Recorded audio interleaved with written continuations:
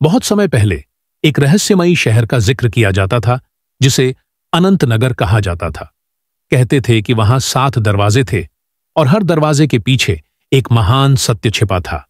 लेकिन आखिरी दरवाजा कभी किसी ने पार नहीं किया, क्योंकि उसमें ईश्वर की सबसे गहरी रहस्य भरी सीख छिपी थी। एक दिन यीशु मसीह अपने शिष्यों के साथ एक अनजान रास्ते पर चल रहे थे जब उन्होंने एक उजाड़ जगह देखी। वहां एक वृद्ध व्यक्ति पत्थर पर कुछ लिख रहा था। यीशु ने पूछा, आप क्या लिख रहे हैं? वृद्ध ने सिर उठाकर कहा, मैं 7वां दरवाजा खोज रहा हूं, लेकिन मेरी आयु समाप्त हो रही है। यीशु ने मुस्कुराकर कहा, शब्दों में सत्य नहीं, हृदय में खोजो। चलो हम इसे साथ खोजते हैं। 7 दरवाजों की यात्रा यीशु और उनके शिष्य उस नगरी में पहुंचे। वहां पहले 6 दरवाजे खोले गए और हर दरवाजे के पीछे एक महत्वपूर्ण संदेश था।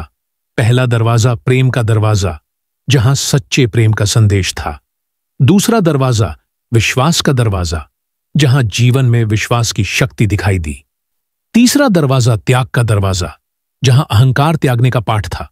4 दया का दरवाजा, जहां क्षमा की ताकत थी। 5वां दरवाजा ज्ञान का दरवाजा, जहां सत्य और झूठ की पहचान थी। 6ठा दरवाजा आशा का दरवाजा, जहां अंधकार में भी रोशनी की राह थी।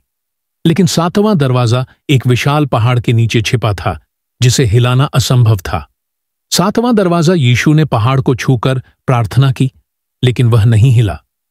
तब उन्होंने कहा, यह शक्ति से नहीं खुलेगा, यह केवल आत्मा की शुद्धता से खुलेगा।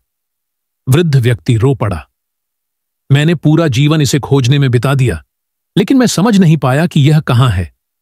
यीशु ने मुस्कुराकर कहा, यह दरवाजा बाहर नहीं, तुम्हारे भीतर है। जब तुम प्रेम, विश्वास, त्याग, दया, ज्ञान और आशा को एक कर लोगे, तब यह खुलेगा। वृद्ध ने आंखें बंद कीं और अचानक पहाड़ अदृश्य हो गया। 7वां दरवाजा खुल गया। उसके अंदर केवल शुद्ध प्रकाश था। दरवाजे के भीतर से एक दिव्य आवाज आई, सबसे बड़ा सत्य है निःस्वार्थ प्रेम। जो इसे जान गया, उसने सब कुछ जान लिया। यीशु ने अपने शिष्यों की ओर देखा और कहा, अब समय आ गया है कि हम इस सत्य को पूरी दुनिया में फैलाएं। और फिर वह दरवाजा हमेशा के लिए गायब हो गया, लेकिन उसका ज्ञान मानवता में हमेशा के लिए अंकित हो गया। 7वां दरवाजा बाहर नहीं, हमारे भीतर होता है। जब हम प्रेम, विश्वास, त्याग, दया, ज्ञान और आशा को अपना लेते हैं, तब हमें परम सत्य का ज्ञान होता है।